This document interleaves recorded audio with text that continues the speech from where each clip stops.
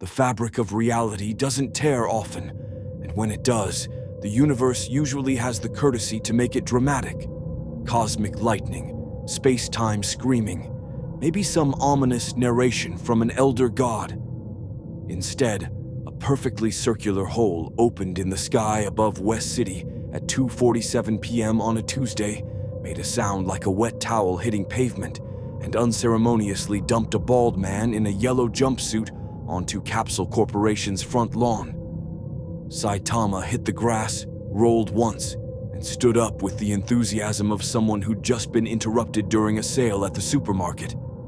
He dusted off his cape, already spotless because nothing actually stuck to him anymore, and looked around at the massive dome building, the floating cars, and a purple-haired woman in a lab coat who was pointing what looked like a small monocle device directly at his face. Power level? 0, Bulma muttered, tapping her scouter. That can't be right. Nothing alive reads 0. Did Vegeta break this thing again? She adjusted the device, squinting at the bald stranger who seemed utterly unbothered by his interdimensional arrival.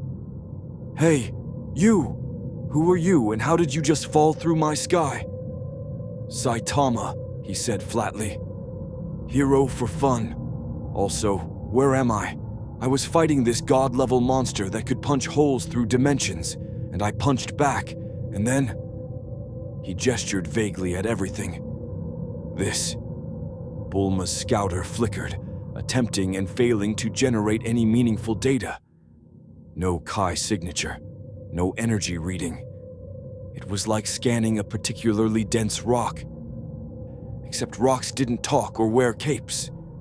Before she could demand more answers, the air beside them rippled, and Son Goku materialized with 2 fingers pressed to his forehead, grinning like someone had just told him Christmas came early. Hey, I felt something weird happen over here, Goku announced, dropping into a casual stance as his eyes locked onto Saitama. His expression shifted through several emotions in rapid succession: curiosity, excitement, confusion, then intense focus. Huh, that's weird. I can't sense your energy at all. Are you suppressing it? Oh man, are you really strong? Saitama looked at the orange guy-wearing man who just teleported into existence, noted the gravity-defying hair and the aura of someone who definitely wanted to fight, and sighed the sigh of a man who'd been through this exact scenario too many times. I'm just a guy who's a hero for fun. I don't really do the whole energy signature thing. Look, I just want to know how to get back to my universe. There's a sale on cabbage today. Your universe? Bulma's eyes widened. You're from another dimension. That would explain why the scouter can't read you. You might not even use Kai energy. She pulled out a small tablet, already pulling up equations. The dimensional barrier must have destabilized from... Wait, did you say you punched a hole through dimensions? The monster did it first, Saitama clarified. I just punched back. Goku's grin stretched even wider, that particular expression that every Z fighter recognized as incoming danger. You punched hard enough to break through dimensions. That's amazing. Hey, I know you just got here, but would you maybe want to spar a little? Just to see what you can do? I promise I'll go easy at first. I really just want to go home. Come on, just one little fight. It won't take long. Saitama observed the spiky-haired man practically vibrating with excitement, recognized the universal constant of battle-hungry idiots, and felt the familiar weight of tedium settling on his shoulders. In his universe, every fight ended the same way. 1 punch, maybe 2 if he wasn't paying attention, and then cleanup and paperwork. He'd broken his limiter, surpassed humanity, and found nothing but monotony at the peak. Even god-level monsters lasted seconds. But something about this universe felt different. The energy in the air carried weight, like reality itself was denser here. The way this Goku moved suggested unconscious mastery. And those eyes held the glint of someone who'd pushed themselves beyond reasonable limits many times over. The dimensional crossing had left Saitama's instincts humming with an unfamiliar sensation he hadn't felt in years. Interest. Fine, Saitama said. One punch, then you help me get home. Goku's expression turned serious, though the excitement never left his eyes. One punch. Okay, but I'm gonna power up first. Wouldn't be fair otherwise. Blue energy erupted around him, hair shifting from black to brilliant cyan, aura crackling with divine power that made the grass beneath his feet disintegrate. Super Saiyan Blue, the fusion of Super Saiyan transformation and God Ki, power that had shaken universes. This is me going pretty serious right from the start. Show me what you've got. Saitama looked at the light show. The energy that was apparently ripping apart reality just by existing, and felt absolutely nothing. He'd seen bigger auras, he'd punched through bigger threats. He stepped forward casually, pulled back his fist, and said, "Okay, consecutive normal punches." His fist moved, the sky cracked. Goku's eyes widened as he threw up his guard, and the impact of dozens of casual punches, each one moving faster than his blue-enhanced perception could fully track, sent him skidding backward across Capsule Corporation's lawn, boots tearing trenches through earth and concrete. The shockwaves alone shattered every window in a 3-block radius. Car alarms screamed. Somewhere in the distance, Vegeta's training session was interrupted by the sudden spike of his rival's ki flaring in response to actual danger.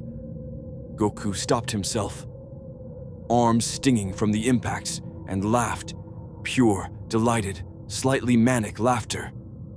Okay, that's incredible. You weren't kidding. Let's really go."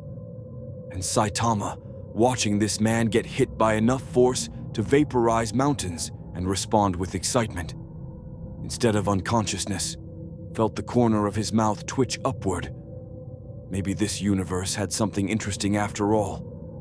If you want to see more characters enter different universes, hit that subscribe button and drop the name of a character and the universe you'd want to see them in down in the comments below. The adventure never ends. The crater that formed when Goku launched himself forward measured 30 meters across and glowed faintly from friction heat. He closed the distance to Saitama in a microsecond, fist pulled back for a punch that could shatter continents, and found nothing but empty air where the bald hero had been standing. "Up here," Saitama called from directly above him, hanging upside down in midair with his arms crossed. "You're pretty fast." Goku flipped, twisted, and fired a Kamehameha straight upward. The blue energy beam carved through clouds and momentarily turned day into blazing cyan noon. Saitama leaned slightly to the left, let the attack pass by close enough to singe his cape, and dropped straight down with a simple downward punch. The impact sent Goku cratering into the earth so hard that seismographs across the continent registered an earthquake. Bulma screamed something about her lawn. The Capsule Corporation building groaned on its foundations, and from the smoking crater, Goku's laughter echoed even louder. "That's more like it." He exploded upward in a blue comet trail, energy radiating in waves that made the atmosphere tremble. His fists became blurs, each strike carrying enough force to atomize mountains, and Saitama met them with casual blocking motions, forearms deflecting universe-threatening power with the bored efficiency of someone swatting mosquitoes. The collision of their strikes generated thunderclaps that rolled across West City like artillery fire. Vegeta appeared on a nearby rooftop in a burst of displaced air, arms crossed, face locked in his characteristic scowl. His blue aura flickered around him. He'd transformed the instant he sensed Goku's power spike. Kakarot's actually trying at blue right from the start. Who the hell is that bald idiot? "Dimensional traveler," Bulma shouted over the sound of reality protesting. "Punched his way here from another universe. The scouters can't read him at all." "Can't read him?" Vegeta's eyes narrowed, pride immediately wounded, by the concept of an opponent beyond his ability to measure. Try, if Kakarot thinks he gets to fight an interesting opponent without me.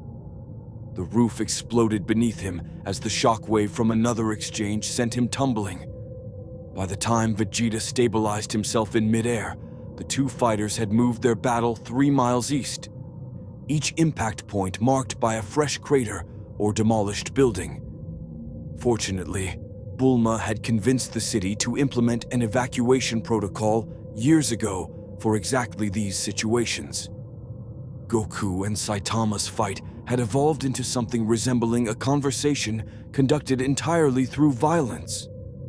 Goku would test a technique, a barrage of ki blasts, an after-image feint, a spinning kick enhanced with godly energy, and Saitama would respond with the absolute minimum effort required to counter it. Not because he was analyzing or strategizing, but because his body simply knew the most efficient path through any attack. "You're good," Goku called out, breathing slightly heavier now, sweat glistening on his forehead. "Really good, but I can tell you're not even trying. Come on, hit me for real." Saitama paused mid-block, an expression of mild surprise crossing his usually blank face. "You can tell? Of course, I've been fighting my whole life." Goku's grin was pure combat joy. "Those punches before were strong, but you're holding back way more than I am. I want to see what you can really do." For a moment, something flickered in Saitama's eyes. Recognition, perhaps, of finding someone who understood. In his world, everyone assumed he was trying his hardest because they couldn't comprehend the gap between his casual and serious states. This spiky-haired idiot with divine power recognized restraint when he saw it. "All right," Saitama said quietly. "Serious punch." He drew back his fist, and for the first time since arriving in this universe, he put actual intent behind the motion. Not his full strength. He'd learned that lesson after accidentally destroying everything within visual range, but genuine seriousness instead of his usual casual swatting. Goku's instincts, honed through decades of near-death experiences, screamed at him. He crossed his arms, layered every defensive technique he knew, poured more God Ki into his blue form until his aura became a sun, and braced for impact. The punch connected. The sound arrived 3 seconds after the shockwave. West City's emergency shields, designed by Bulma to withstand Buu-level attacks, held for exactly 2 seconds before shattering like sugar glass. The ground rippled like water. Every cloud within 100 miles evaporated instantly. The curved horizon of Earth became briefly visible from ground level as the atmosphere displaced. Goku flew backwards so fast he broke the sound barrier 17 times before managing to stop himself somewhere over the ocean. His arms felt like they'd been hit by Beerus using Hakai. His blue aura flickered, struggling to maintain cohesion, and he was smiling so hard his face hurt. "That's what I'm talking about." His voice carried across the miles, amplified by Kai. He raised 2 fingers to his forehead, locked onto Saitama's position, and teleported back to the crater-pocked battlefield. "Okay, I need to go higher. You ready?" "Higher?" Saitama watched as Goku's aura shifted, intensified, as the Saiyan's expression became focused in a way it hadn't been before. The blue energy began to pulse, to resonate with something deeper. "Kaioken!" Goku's shout rattled windows miles away. "Times 20! The blue aura exploded into a crimson shell, power multiplying beyond godly into something that made reality itself uncomfortable. Goku's body radiated heat that turned sand to glass, his muscles straining against the technique's overwhelming pressure. This was power that could threaten universes, stacked multipliers of divine energy pushed to limits that would kill most beings. He moved, and Saitama actually had to block with intent instead of casual reflex. Their exchange lasted 47 seconds and demolished everything within a 10-mile radius.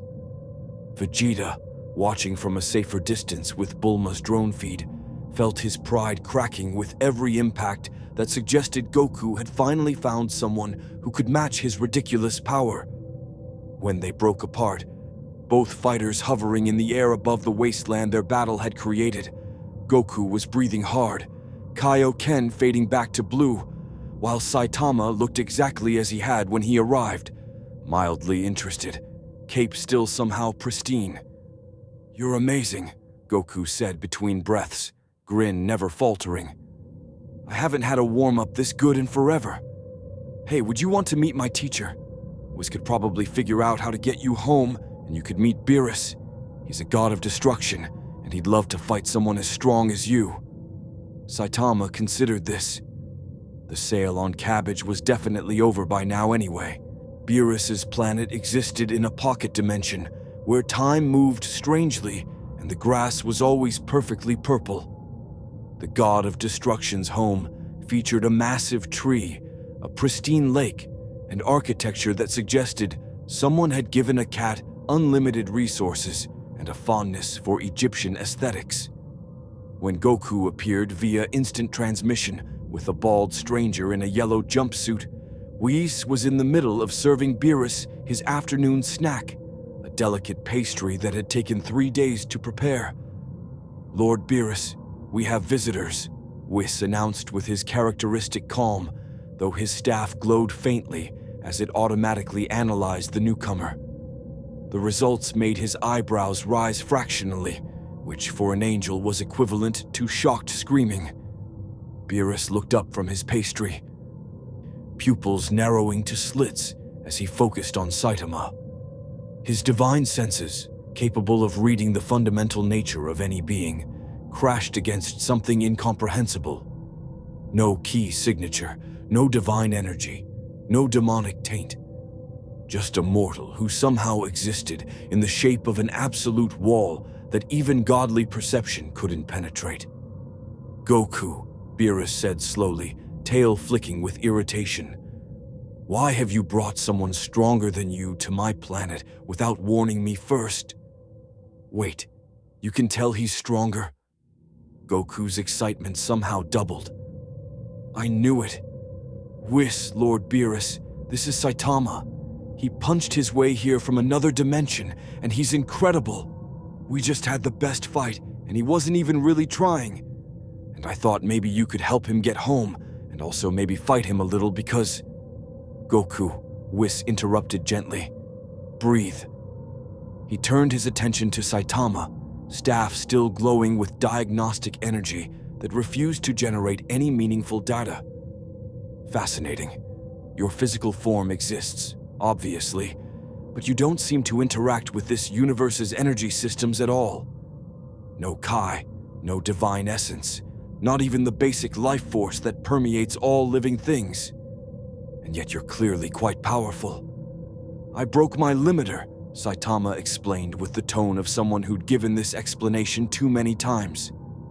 "Trained really hard for 3 years, lost my hair, now I'm just strong." Beerus stood, pastry forgotten, and the temperature dropped despite the perpetual pleasant weather. When a god of destruction focused their attention, the universe itself paid attention. "Broke your limiter? Ridiculous. Every being has limits. That's fundamental to mortality. Even gods have ceilings we push against." He stepped closer, eyes locked on Saitama with predatory intensity. "But you do feel different, like something that shouldn't exist but does anyway." "My universe doesn't have gods like you," Saitama said, meeting the deity's stare without flinching. "Just monsters, heroes, and regular people. I'm the hero who got too strong." "Too strong?" Beerus's laugh was sharp. "There's no such thing as too strong, only too weak to keep climbing.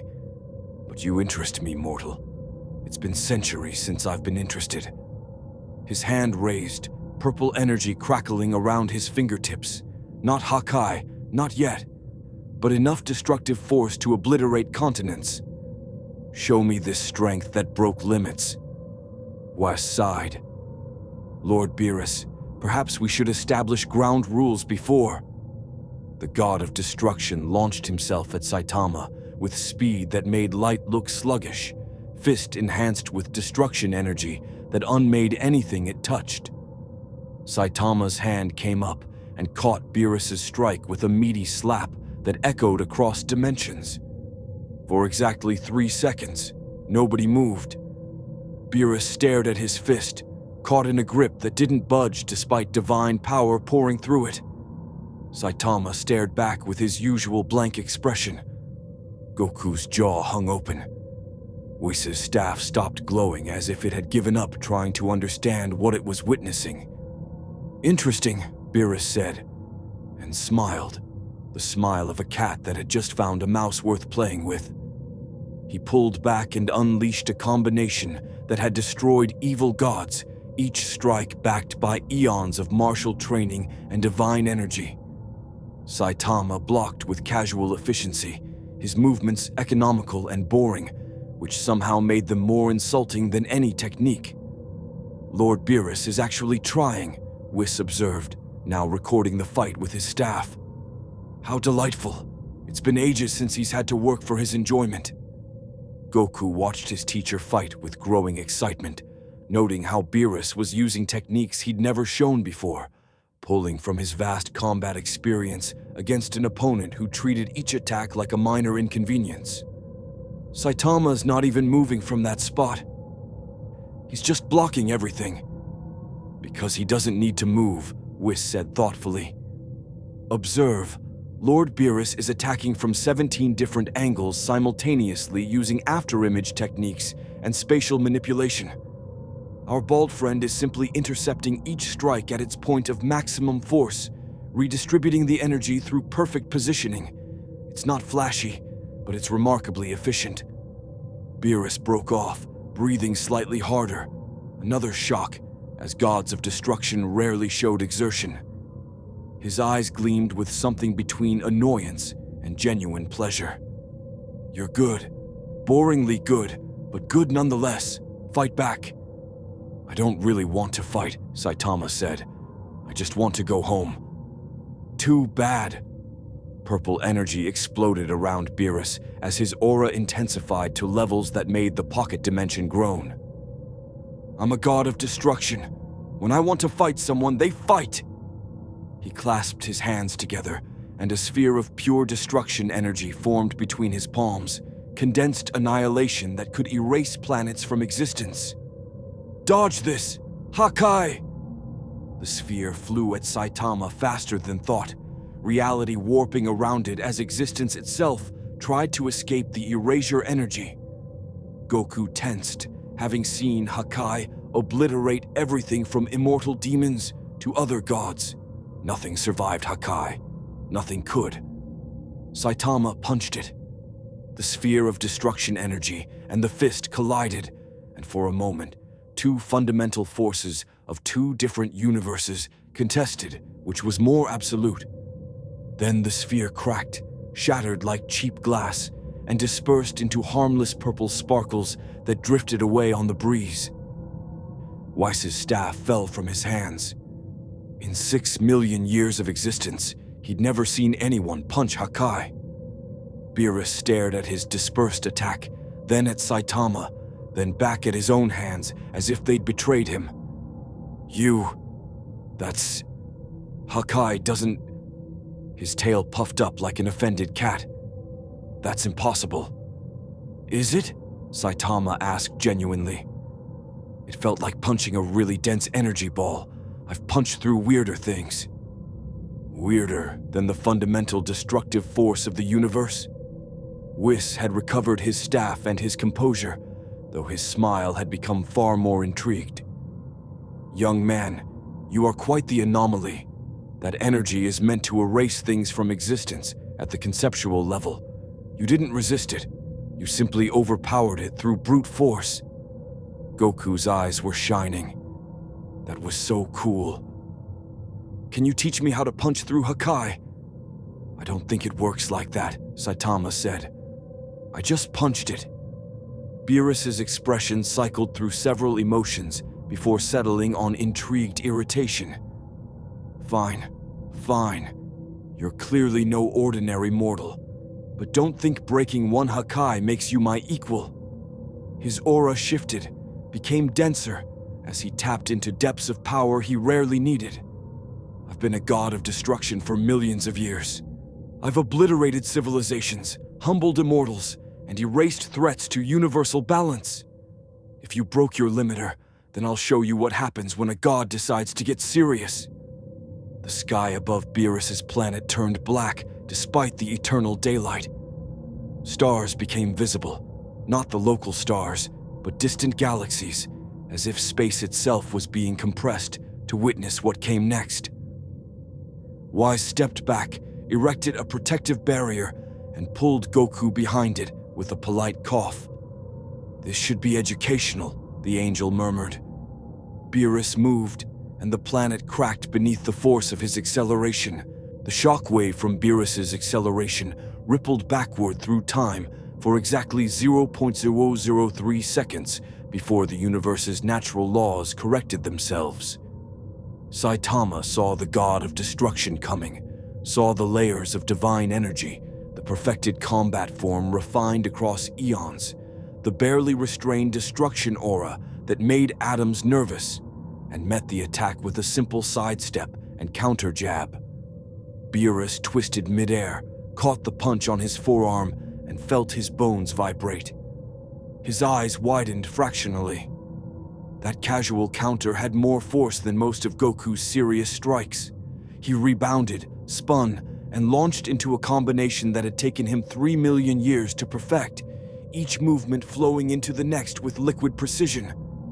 Saitama blocked, dodged with minimal movement, and occasionally swatted away strikes that got too close.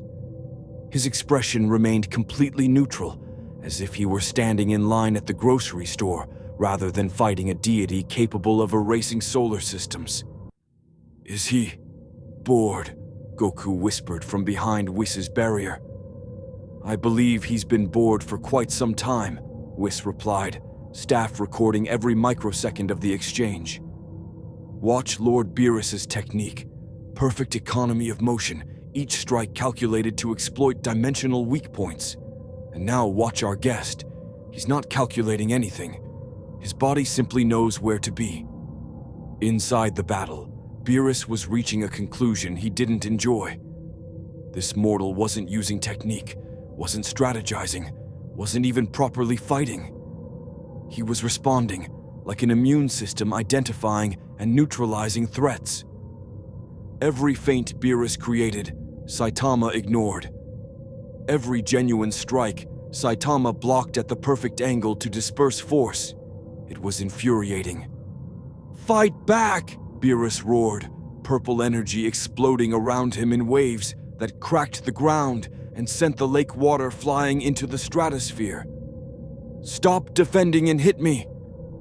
"You told me to dodge the last attack," Saitama pointed out reasonably. Beerus's eye twitched.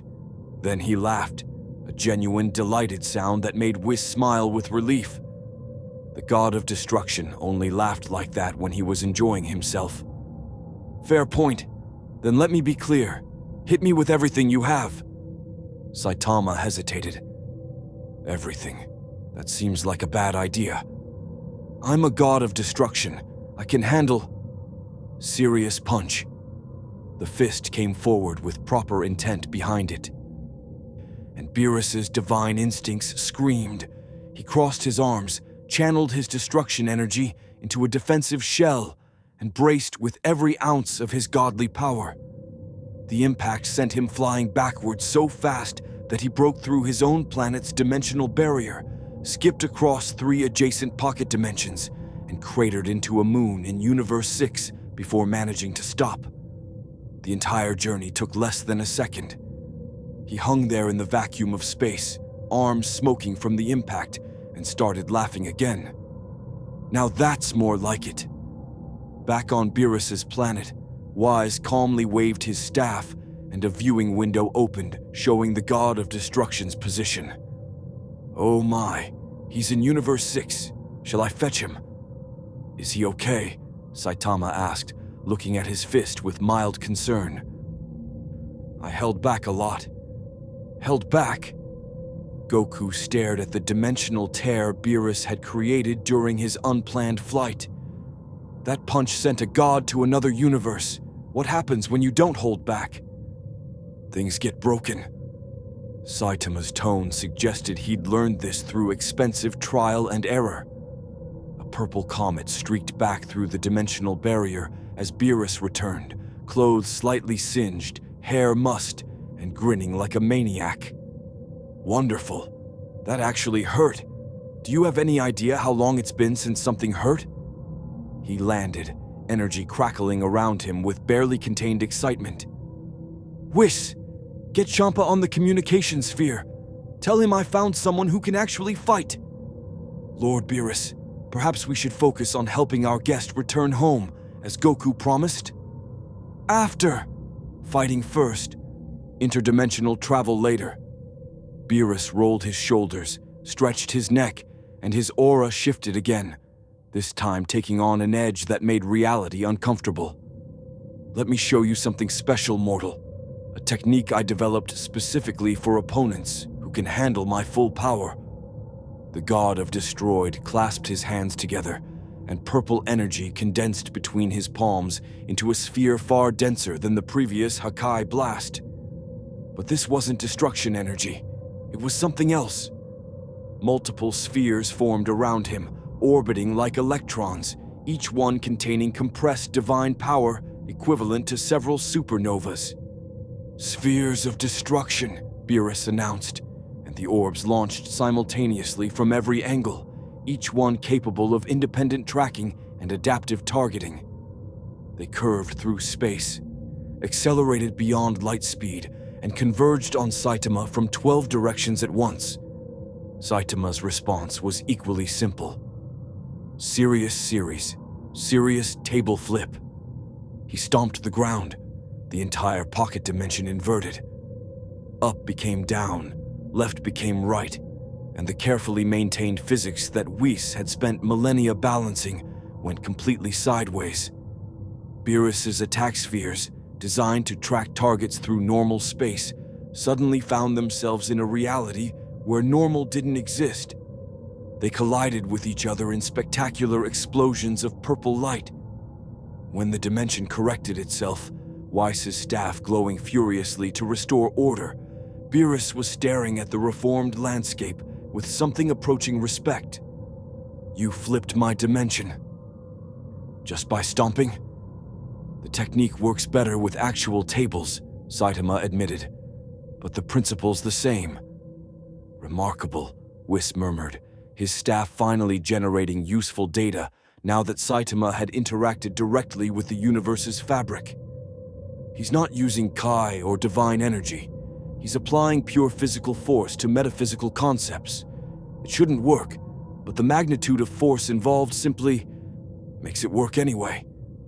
Vegeta's voice crackled through Whis' communication sphere before the angel could continue his analysis.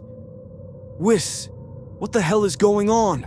I'm detecting multiple destroyer-level energy spikes, and someone just flipped a dimension.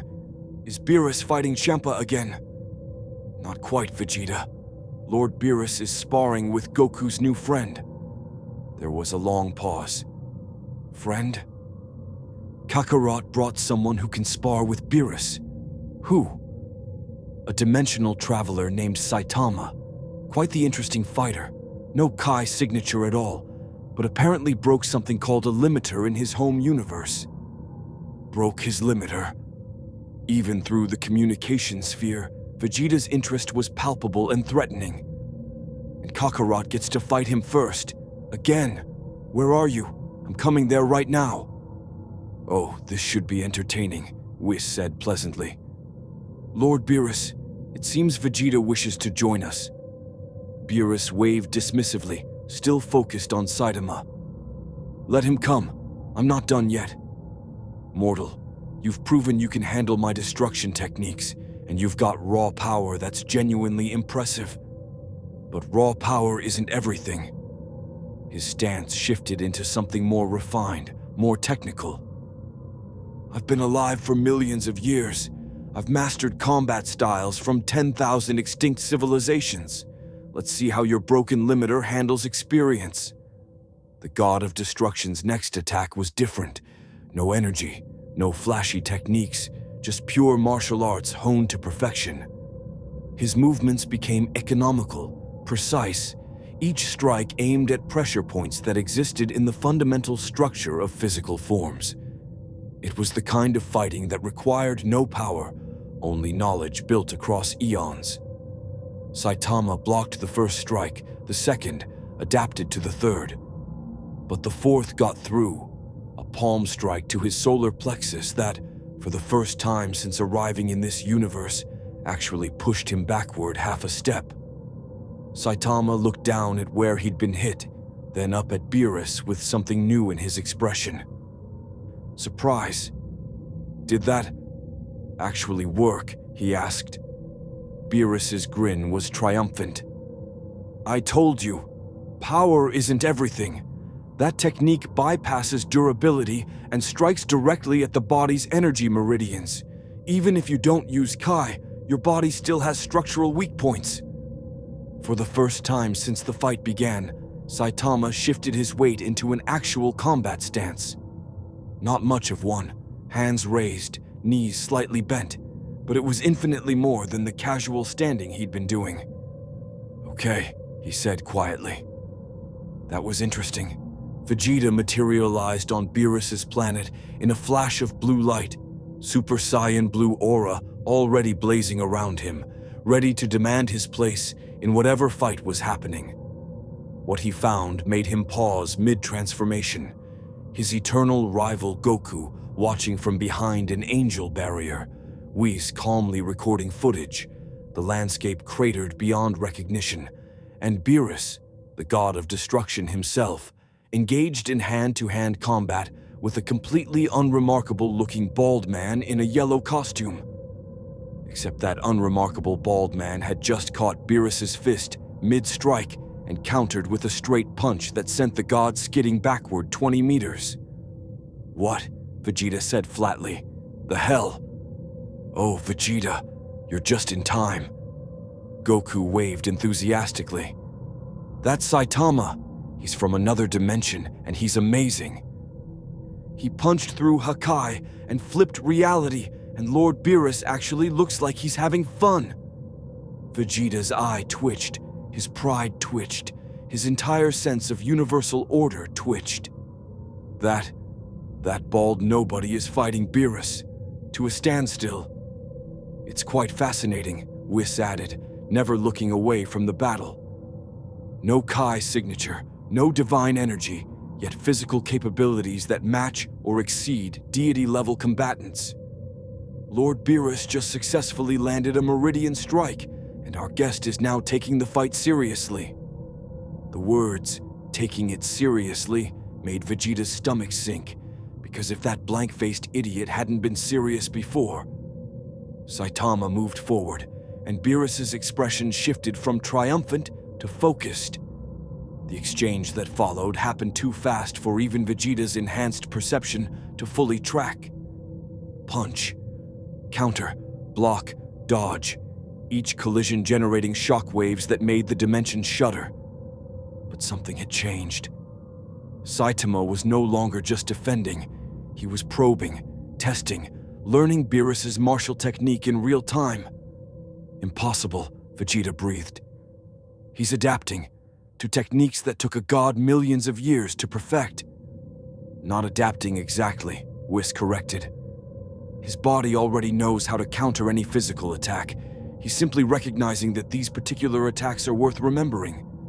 Watch how he blocks now versus 30 seconds ago. He simplified his defensive movements by 17%. Beerus felt the shift too, and intensified his assault, pulling from deeper wells of combat knowledge. Techniques from the Shinjin martial arts, from the extinct Konatsian sword saints, from the yard rat pressure point masters, every style he'd absorbed across eons. He wove them together into combinations that shouldn't work, but did under his divine coordination. Saitama blocked them all, then threw a jab. Beerus barely dodged, felt the wind pressure cut a line across his cheek. Ha! Good! Good! His energy spiked higher, no longer holding back even slightly. Let's see you handle this. Purple energy erupted as Beerus unleashed his power at levels he normally reserved for universe-threatening catastrophes. The pocket dimension's safety protocols screamed. Weiss's barrier reinforced itself 3 times. Vegeta's aura flickered as the sheer pressure of divine energy made his blue form unstable, and Saitama's cape fluttered dramatically in the energy storm, which seemed to be the only effect it had on him. Consecutive normal punches. Saitama's fists became a blur that made light look stationary. Dozens, hundreds of punches in the span of a breath, each one carrying force that could shatter planets. Beerus met them head-on with his own barrage, divine energy coating each strike. The collision point between them became a sphere of pure concussive force that expanded, compressed, then exploded outward. The pocket dimension cracked. The barriers Whis had erected shattered. Both Saiyans found themselves blown backward, only saved by the Angel's emergency intervention. When the light cleared, Beerus and Saitama stood opposite each other, both breathing slightly harder. The god of destruction had a split lip, the first injury Vegeta had ever seen him sustain in combat. Saitama's jumpsuit was dusty. "You made me bleed," Beerus said, wiping the purple blood from his mouth. His expression was pure predatory joy. "Nobody makes me bleed. I destroy them before they get the chance." He licked the blood from his thumb, and his eyes gleamed. "I like you, mortal. You're officially entertaining." "Does that mean you'll help me get home now?" Saitama asked hopefully. "After I fight him." Vegeta's shout made everyone turn. The Saiyan prince strode forward, blue aura blazing with barely contained fury and excitement. "I refuse to stand here watching while Kakarot and a god get all the action. If this bald fool is strong enough to make Beerus try, then he's strong enough to face the prince of all Saiyans." "Vegeta," Beerus said with dangerous calm, "I'm in the middle of—" "With respect, Lord Beerus," Vegeta interrupted, which was itself suicidal. "You've had your fun. Now it's my turn." He turned to Saitama, blue energy crackling around him in aggressive waves. "I am Vegeta, Prince of all Saiyans, strongest warrior of Universe 7 besides Kakarot, and I refuse to be shown up by some dimension-hopping bald weakling who doesn't even have the decency to display proper Kai." "I'm not a weakling," Saitama said mildly. "I'm a hero."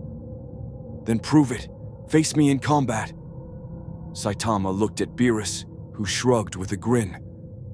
"Don't look at me. If you can fight a god, you can handle a Saiyan. Besides, Vegeta gets cranky when he's left out." He floated over to where Whis stood, accepting the towel the angel offered. "Show him what you showed me. He'll appreciate it." Vegeta powered up higher, blue aura intensifying into a storm of divine energy. Unlike Goku's friendly approach or Beerus's testing methodology, Vegeta's stance promised immediate violence. Pride demanded he prove himself superior, especially against an opponent everyone else seemed impressed by. "Don't hold back," Vegeta growled. "Give me everything, or I'll take it as an insult." "Everyone keeps saying that," Saitama muttered. But he recognized the look in Vegeta's eyes, the desperate need to prove strength, to validate existence through combat. He'd seen it in some of the heroes back home, the ones who fought to prove they mattered. "Okay, I'll take you seriously." Vegeta launched himself forward with blue-enhanced speed that made his previous movements look pedestrian. His fist carried divine energy and the accumulated pride of a fallen race. It was the kind of strike that demanded acknowledgement, demanded response, demanded respect. Saitama caught it with one hand and didn't move. Vegeta's eyes widened. He pulled back, struck again, left, right, spinning kick, each blow faster and stronger than the last. Saitama blocked them with minimal movement, his expression unchanging. The Saiyan Prince's assault intensified into a furious combination that would have obliterated armies, and it might as well have been rain against a mountain. "Fight back," Vegeta roared, echoing Beerus's earlier demand. "Okay." Saitama's fist tapped Vegeta's forehead. The Saiyan Prince flew backward, crashed through 3 rock formations, and embedded himself in the ground half a mile away. His blue transformation flickered, struggled, then stabilized. He pushed himself up from the crater, blood trickling from his nose, and started laughing, the slightly unhinged laugh of someone whose worldview had just been shattered and found it exhilarating. "That's it. That was you taking me seriously." Vegeta's aura exploded with renewed intensity. "Then I'll just have to make you try harder." "Oh no," Goku said with a grin. He's excited. This is going to get intense. Whis adjusted his recording angle. "How delightful. Vegeta's about to debut his new technique. This should be educational for everyone." Vegeta's aura shifted, the blue taking on purple undertones as his energy fundamentally changed. "I've been training with Lord Beerus, learning the ways of destruction." His hair remained blue, but his eyes took on a different gleam, something wild and hungry. "Let me show you what a Saiyan with divine power looks like when we stop holding back. Ultra Ego!" The transformation washed over him, and the very air screamed in protest. Ultra Ego wasn't like the other transformations Vegeta had achieved. Super Saiyan forms were about pushing past limits through emotion and training. God forms required divine energy and control. Ultra Ego was different. It was about letting go, embracing destruction itself, feeding on damage to grow stronger. The more Vegeta was hit, the more powerful he became. It was also the form that made Beerus grin with genuine pride. "Now we're talking," the god of destruction called out. "Show this dimension hopper what my student can do." Vegeta's aura pulsed with purple-tinted energy that felt fundamentally wrong to exist around, not evil, but destructive in the same way fire was destructive. Natural, powerful, and completely indifferent to what it consumed.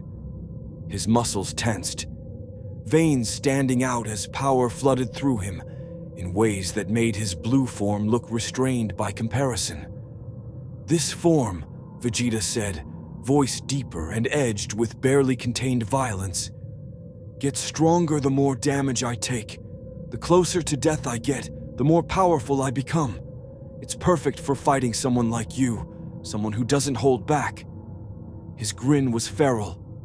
"So go ahead, hit me." Saitama's expression didn't change, but something in his posture suggested mild concern. "That seems unhealthy." "I don't care about healthy. I care about being the strongest." Vegeta launched himself forward with speed that surpassed his blue form, leaving purple afterimages in his wake. His fist, coated in destruction energy he'd learned to harness from Beerus, crashed towards Saitama's face. The bald hero blocked it, and Vegeta grinned wider as he felt the energy of the impact flood back through his body. The principle of Ultra Ego, damage received became power gained. He twisted, threw a knee strike that Saitama deflected, and felt another surge of strength from the collision. "That's it," Vegeta laughed, already throwing another combination. "Every time you block, every time you hit back, I get stronger. You can't win by holding back against Ultra Ego." Saitama caught a punch, examined Vegeta's transformed state with the clinical interest of someone who'd fought enough weird opponents to recognize a gimmick. "So you get stronger when you're hurt. That's kind of like a backward Saiyan thing." "It is a Saiyan thing," Vegeta roared, pulling free and launching a massive purple energy blast. "We grow through battle. We surpass our limits when pushed to the edge. That's what makes us the warrior race." The blast exploded against Saitama's raised forearm, and Vegeta's aura intensified from the recoil damage. And Ultra Ego takes that principle to its ultimate form. From the sidelines, Goku watched with barely contained excitement. Man, Vegeta's really going all out.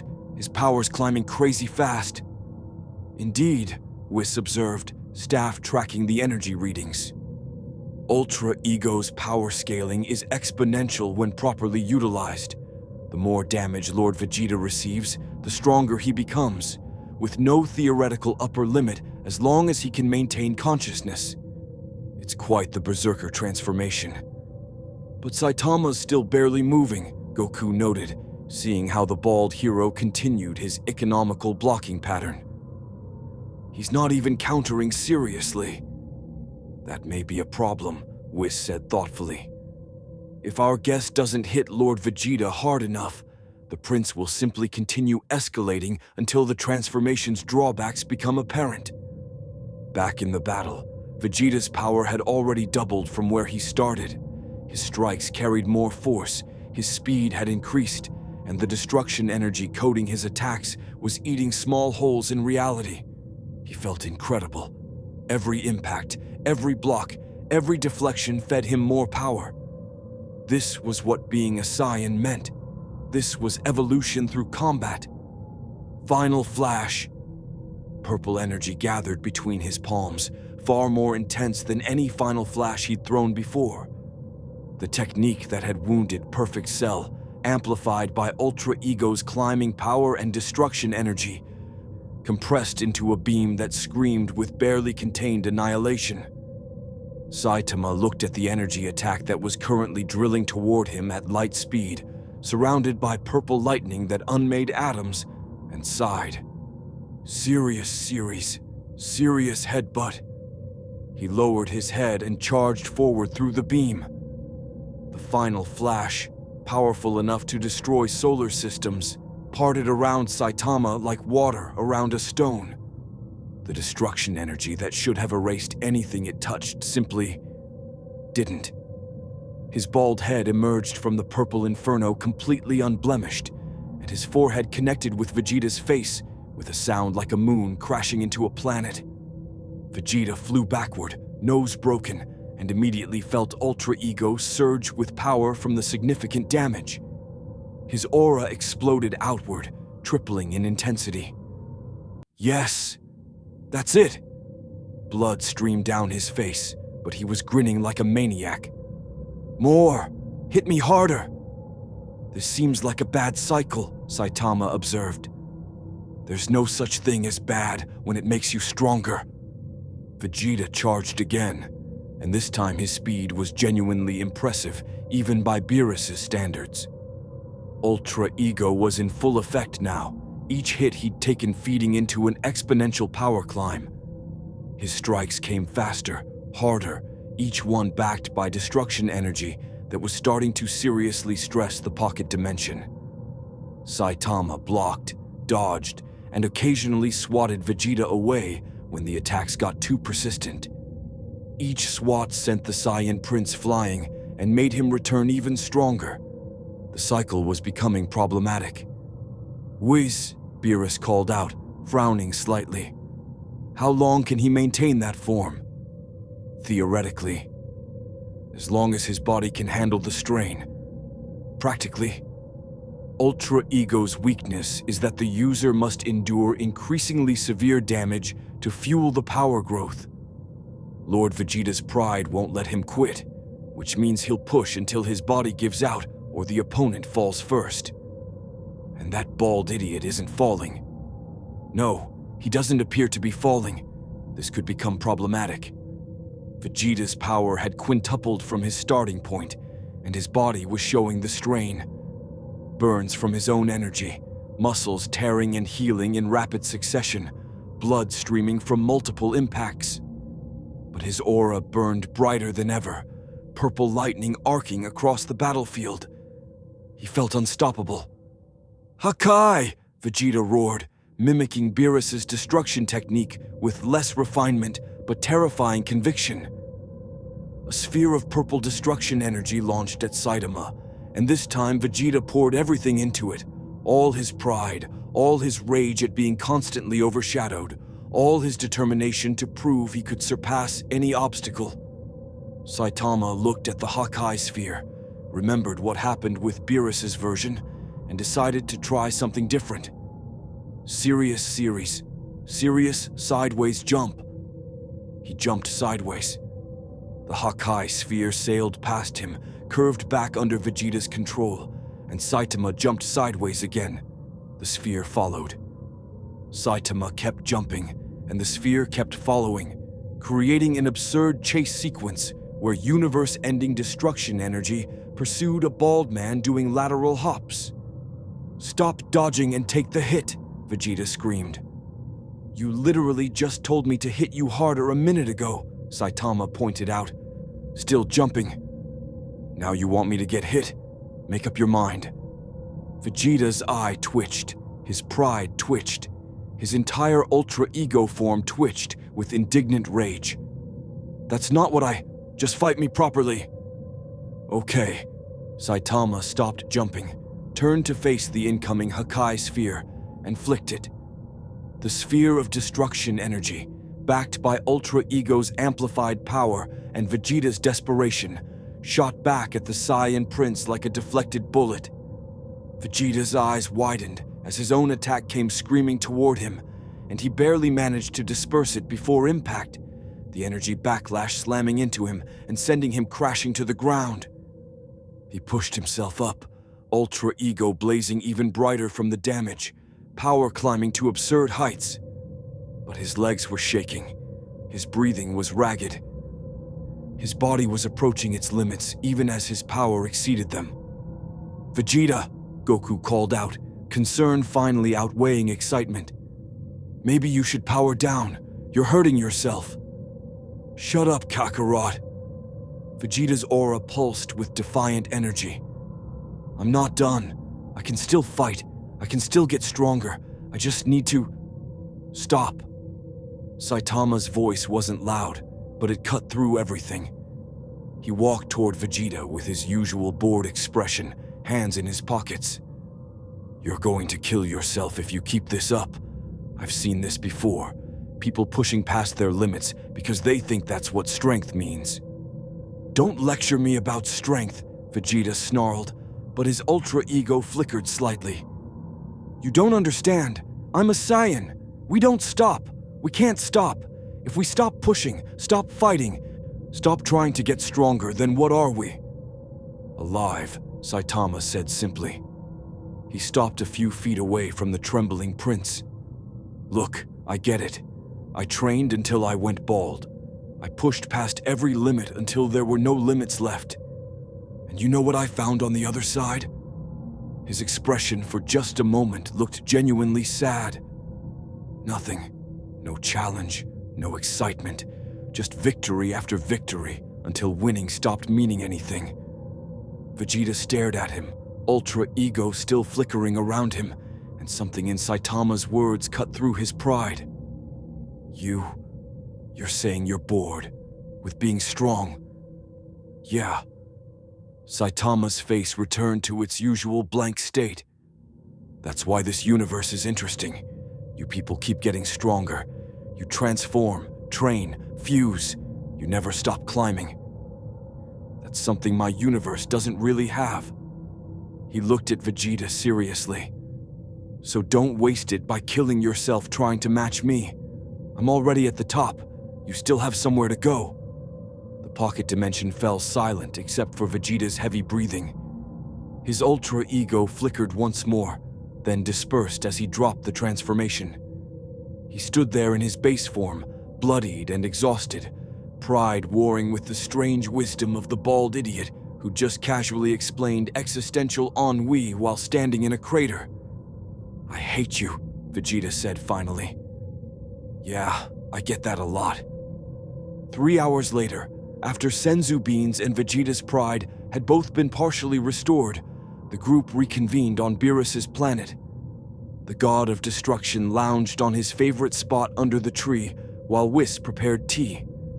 Goku sat cross-legged on the grass, still buzzing with excitement. Vegeta stood apart with his arms crossed, refusing to sit despite his obvious fatigue. And Saitama had somehow found an extraterrestrial rock that was the perfect height for sitting. "So," Beerus said, sipping his tea with divine elegance, "we've established that you're absurdly powerful, can punch through fundamental forces, and are completely immune to everything we've thrown at you. Which brings us back to the original question. How do we get you home?" "My staff's analysis suggests dimensional travel," Whis offered, pulling up a holographic display that showed multiversal layers. "The tear that brought you here seems to have originated from a collision of extreme forces. Something in your universe struck dimensional barriers at precisely the wrong moment, creating a temporary bridge." "That was probably me and the monster punching each other," Saitama admitted. "It had some kind of dimensional manipulation powers. I just hit it really hard." "Of course you did." Vegeta's tone dripped with irritation. "Is there any problem in your universe you don't solve by hitting it?" "Rent," Saitama said seriously. "Hitting doesn't help with rent." Goku laughed. "I like him." "Hey Saitama, before you go home, you want to train with us?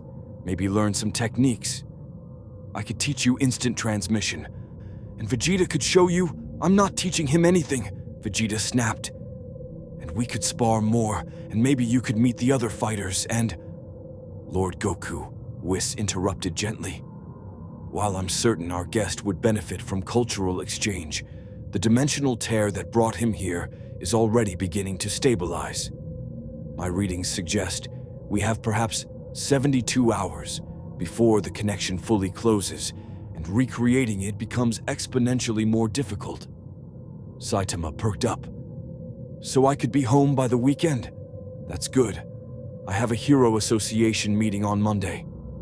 However," Whis continued, his staff glowing with complex calculations, "there is one small complication. To properly reopen and stabilize the portal, we'll need an enormous amount of concentrated energy, roughly equivalent to the combined output of everyone present releasing their maximum power simultaneously." "That's easy." Goku hopped to his feet. "I'll go blue with Kaioken times 20. Vegeta can use Ultra Ego. Lord Beerus can add his destruction energy, and Whis can guide it all with his staff. We'll have Saitama home in no time." "There's a secondary complication," Whis added, and his expression became unusually serious. "The energy surge required will create a beacon visible across multiple universes. Every deity, angel, and entity sensitive to dimensional fluctuations will sense it. Given our recent tournament of power, certain individuals may decide to investigate." Beerus's eyes narrowed. "You mean the other gods of destruction? And possibly Lord Zeno, if the disruption is significant enough." The temperature seemed to drop. Even Saitama, unfamiliar with this universe's hierarchy, recognized the weight in that name. "Zeno, that's bad?" "Zeno is the Omni King," Beerus explained, his usual playful demeanor completely absent. "He rules all universes. He's also a child with the power to erase entire timelines because they bore him, if he decides your presence is disruptive or simply not entertaining." Beerus made a gesture like wiping something away. "Gone. All of you. Your universe, mine, every universe he thinks might be involved." "That seems extreme," Saitama said. "That's Zeno," Vegeta muttered. "Absolute power with the attention span of a toddler." Wise tapped his staff thoughtfully. "However, we may have an alternative approach. Rather than forcing the dimensional barrier open, we could wait for natural fluctuations and slip our guest through during a moment of cosmic weakness. The energy signature would be minimal, reducing the chance of attracting attention." "How long would that take?" Saitama asked. "Oh, anywhere from 3 weeks to 3 years, depending on the fluctuation patterns." 3 years? Possibly 5. Dimensional physics are rather unpredictable. Saitama's expression remained blank, but something in his shoulders suggested the slump of a man who recognized his fate. So either risk attracting the attention of an all-powerful child who might erase everything, or stay here for years waiting for a maybe portal. Essentially, yes. There was a long silence, broken only by the gentle rustling of purple leaves and Beerus sipping his tea. Finally, Goku spoke up, his tone uncharacteristically thoughtful. "What if we made it entertaining?" Everyone looked at him.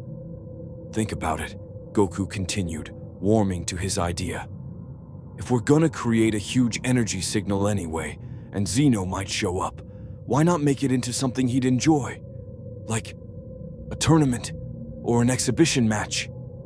Zeno loves watching strong fighters. You want to turn dimensional rescue into entertainment for a god who could erase us all?" Vegeta stared at his rival. "That's insane, even by your standards, Kakarot." "But it could work," Beerus said slowly, stroking his chin. "The Tournament of Power proved that Zeno enjoys spectacle. If we frame Saitama's departure as a special event, a farewell exhibition match between universes, he might view it as a gift rather than a disruption." Weiss nodded. "It would require careful preparation. We'd need to contact the Grand Priest, arrange proper protocols, possibly involve other universes to make it legitimately interesting." "Wait," Saitama interrupted. "Are you saying I'd have to fight more people just to go home?" "Not just people," Goku said excitedly. "The strongest fighters from across multiple universes. We could invite Jiren from Universe 11, Hit from Universe 6, maybe even, I just want to go home and buy groceries. And we could have teams, or battle royales, or maybe a bracket tournament like the old world martial arts tournaments. And, is he always like this?" Saitama asked Vegeta. "Unfortunately," the Saiyan Prince replied. "And once he gets an idea in his head about fighting, there's no stopping him. Trust me, I've tried for decades." Beerus stood, decision made. "Whis, contact the Grand Priest. Inform him that Universe 7 wishes to host a special exhibition event featuring a dimensional traveler of exceptional power. Frame it as entertainment for Lord Zeno and a celebration of multiversal strength." "As you wish, Lord Beerus." Whis' staff glowed, and a communication window opened, showing the serene face of the Grand Priest, an angel with power that made even gods of destruction nervous. "Lord Beerus," the Grand Priest greeted with perfect calm. "To what do I owe this contact?" "Grand Priest, Universe 7 has encountered an unusual situation. A warrior from another dimension entirely, not another universe, but another dimension, has arrived through a spatial tear. He's remarkably strong, and we believe his departure will create significant cosmic disturbance. We wish to turn this into an exhibition event for Lord Zeno's entertainment." The Grand Priest's expression didn't change, but his eyes flickered with interest. "Another dimension. How fascinating. Lord Zeno has been quite bored since the Tournament of Power concluded. An interdimensional exhibition could prove entertaining. What format do you propose?" Goku jumped in before Beerus could answer. "A series of one-on-one matches, Saitama against the strongest fighters from different universes. Best of... how many universes are there again?" 12, though 4 were erased before the tournament, Whis reminded him. "So best of 8. One fighter from each remaining universe, and if Saitama wins, we help him go home." "And if he loses?" the Grand Priest asked. Everyone paused. Saitama raised his hand. "Do I get to go home anyway? Because fighting isn't really a condition I need met. I'm not trying to prove anything." The Grand Priest's smile became slightly more genuine. "A warrior who doesn't seek glory. How refreshing. Very well. Win or lose, if you provide adequate entertainment for Lord Zeno, Universe 7 will receive assistance with the dimensional transfer. I will propose this to the Omni King. Expect word within the hour." The communication window closed. Saitama looked around at the group of divine beings and alien warriors who had just volunteered him for an interdimensional tournament without his explicit consent. "You know, in my universe, heroes are supposed to ask before volunteering people for things." "Think of it as payment," Beerus suggested. "We feed you, house you, and arrange your transportation home. In exchange, you fight a few matches and keep a cosmic child entertained so he doesn't erase reality. It's a fair trade." "Is it though?" "No," Vegeta said flatly. "But you're stuck with it anyway. Welcome to dealing with gods." Saitama sighed, the long-suffering sigh of a man who'd broken his limiter and somehow ended up with more responsibilities instead of fewer. "Fine. But someone needs to tell me who I'm fighting. And if there's a grocery store in this universe that delivers interdimensionally, I'll prepare you a briefing," Whis said cheerfully. "And Lord Beerus maintains an excellent kitchen staff. I'm certain we can accommodate your shopping needs." Goku sat back down next to Saitama, practically vibrating with excitement. "This is gonna be so cool. You'll get to meet Jiren. He's crazy strong, almost as strong as me. And Hit can stop time. And there's these Universe 6 Saiyans who are totally different from us, and..." As Goku enthusiastically explained the multiversal tournament landscape, Vegeta muttered to himself about Kakarot's inability to not turn everything into a fighting opportunity, and Beerus returned to his tea, confident that his plan would work. High above, in the palace of the Omni King, two identical childlike beings listened to the Grand Priest's explanation and clapped their hands with delight. "Another tournament!" one Zeno exclaimed. "With a new fighter from another dimension," the other agreed. "Let's watch." And just like that, Saitama's simple desire to return home had become a multiversal event. The Grand Priest's reply came in 45 minutes, which Whis explained was actually quite slow for Zeno's decision-making. Either the Omni Kings were genuinely considering the proposal, or they were distracted by something shiny. The answer arrived via a golden hologram that materialized above Beerus's planet, showing both Xenos bouncing excitedly in their thrones. "We want to see the bald fighter," they said in perfect unison, their childlike voices echoing across dimensions. "Tournament! Tournament! Tournament!" they chanted, and the Grand Priest appeared beside them with his serene smile. "Lord Zeno has approved the exhibition," he announced.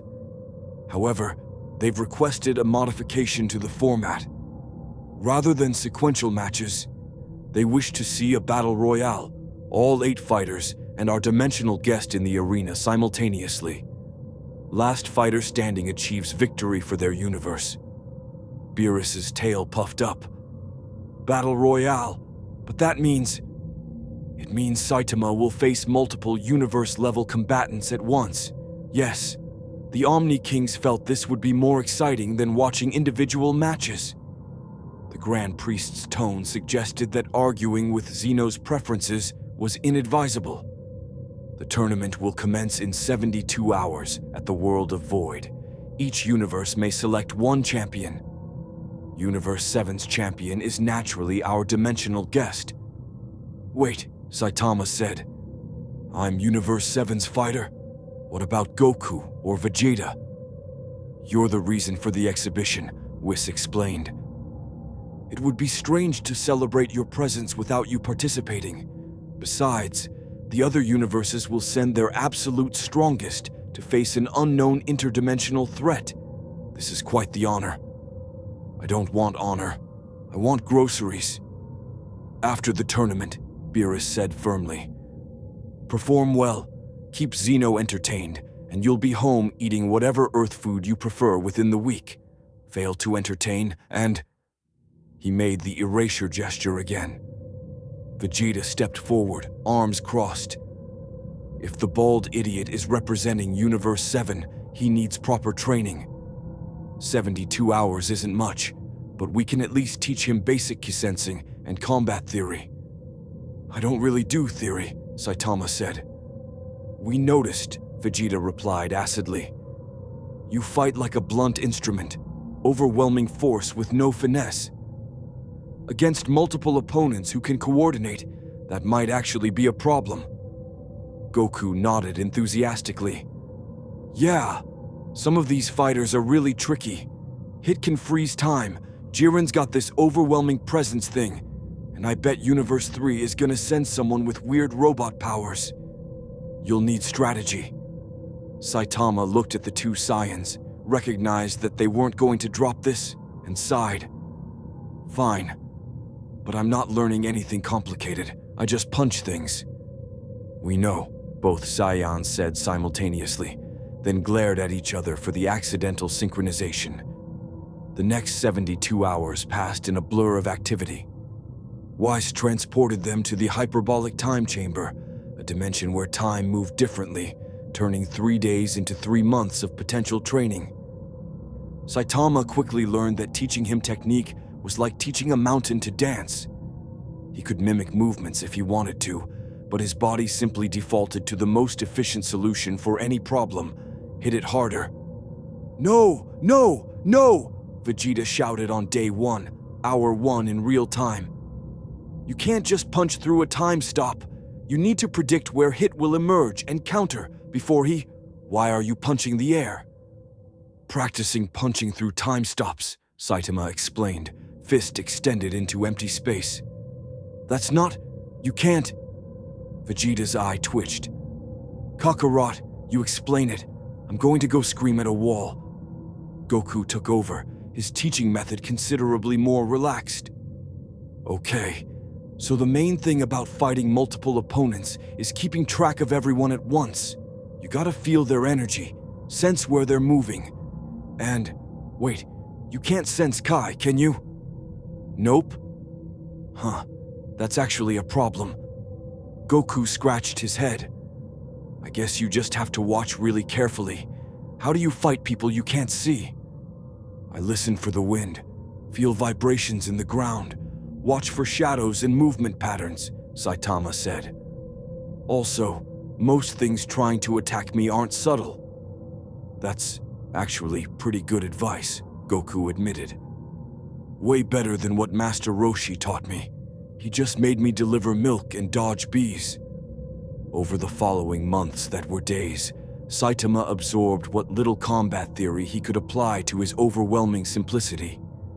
He learned to recognize the patterns of coordinated attacks, not through sensing energy, but through pure observational awareness built from years of hero work.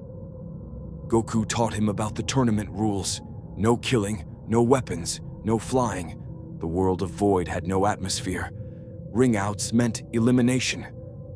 "So it's a big empty stage, and we punch each other until someone falls off or quits," Saitama summarized.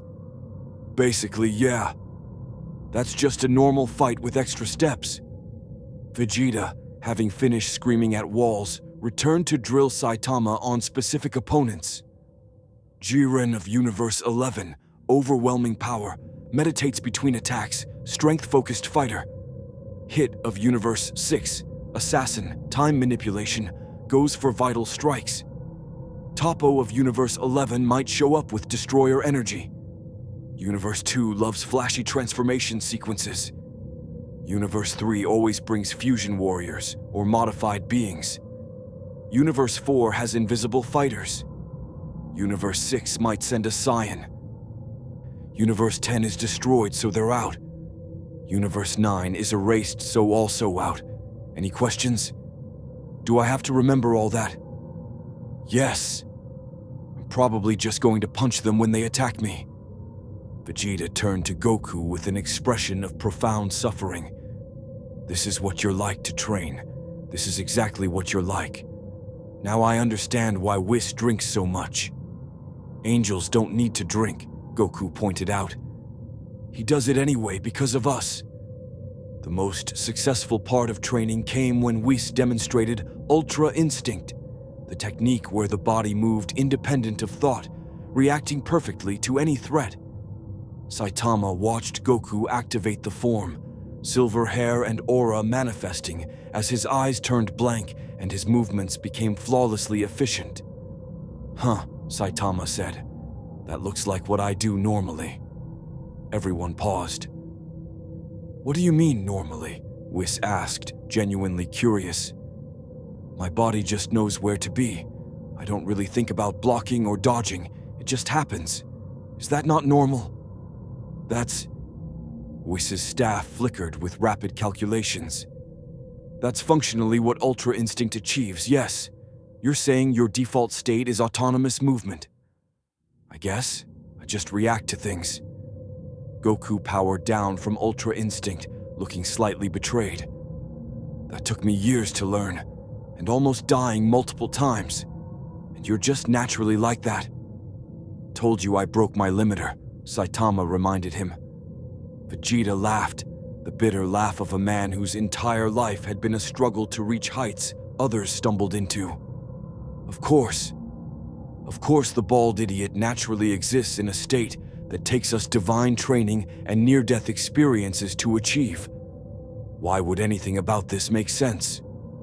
To be fair, Whis interjected, Lord Saitama's version appears to be purely physical, autonomous reaction without the spiritual enlightenment component.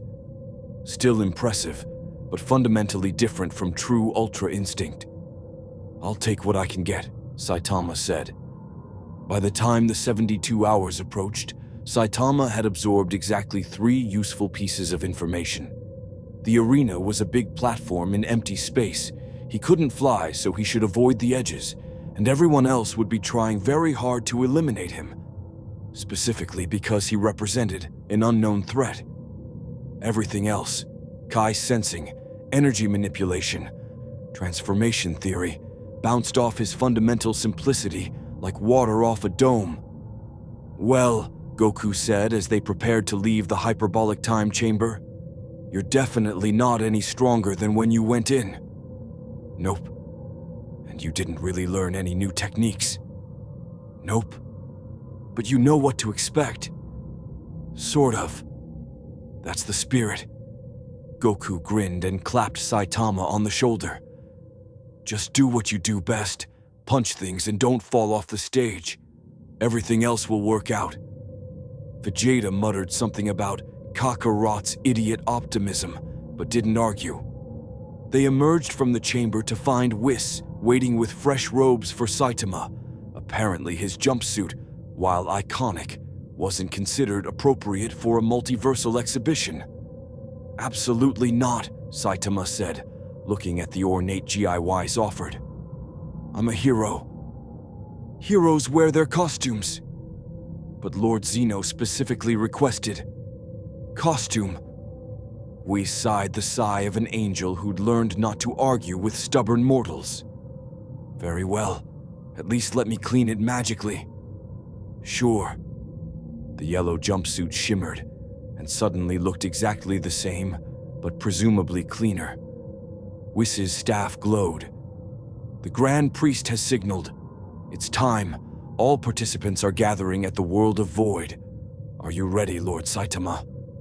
Saitama looked at his gloved fist, remembered every boring victory in his own universe, every opponent who fell in one punch, every fight that ended before it began. Then he looked at Goku's excited face, Vegeta's grudging respect, Beerus' interested smirk, and felt something he hadn't felt in years. Not quite excitement, not quite anticipation, but something adjacent to both. "Yeah," he said. "Let's get this over with so I can go home." "That's the least inspirational pre-battle declaration I've ever heard," Vegeta commented. "But it's honest," Goku laughed.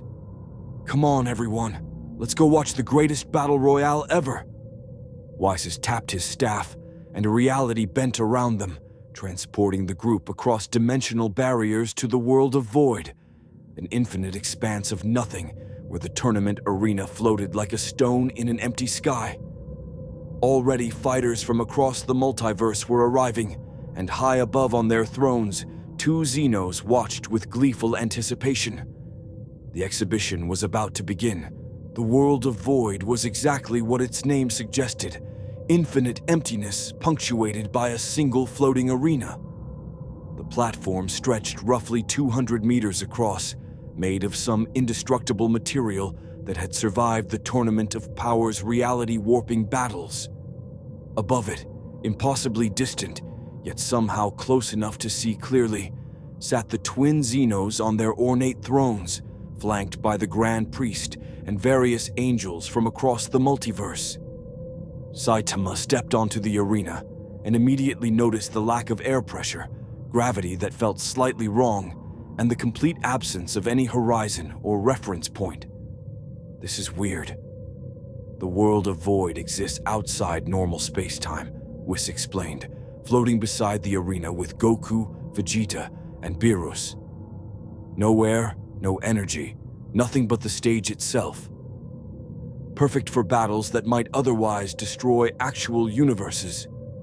Around the arena's perimeter, 7 other fighters materialized, each representing their universe's absolute peak. Saitama recognized none of them, but their presence alone told him everything he needed to know. These weren't normal opponents. Universe 11's champion stood at the far end. Jiren, a towering figure in red and black, eyes closed in meditation even as he arrived. His mere presence made reality feel heavier, as if gravity itself respected his strength.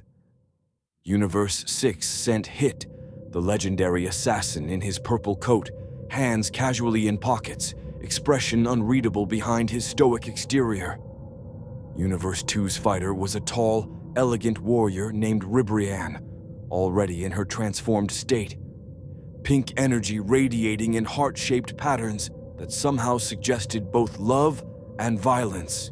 Universe 3 deployed Analaza, a massive fusion warrior bristling with technological modifications, standing 3 times Saitama's height with energy cores glowing across its mechanical body.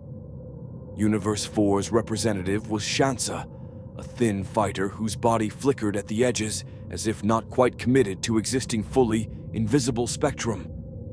Universe 6 had also sent their trump card alongside Hit, Kefla, the Patara fusion of Caulifla and Kale, already in Super Saiyan form, with green-tinted energy that marked her as a legendary variant. Universe 9's spot remained empty. That universe had been erased. Same with Universe 10. And standing alone, representing no universe but positioned as the central target, was Saitama in his yellow jumpsuit and red cape, looking profoundly unimpressed by the cosmic spectacle. The Grand Priest floated down to address the assembled fighters, his voice carrying across the void without need for air. "Welcome, champions, to this special exhibition. The rules are simple. Last fighter remaining on the stage achieves victory. No killing, no weapons, and as the world of void contains no atmosphere, flight is impossible. You must fight grounded on this platform. Ring-outs result in elimination." His serene smile swept across all 9 fighters. Additionally, for this exhibition, there will be no time limit.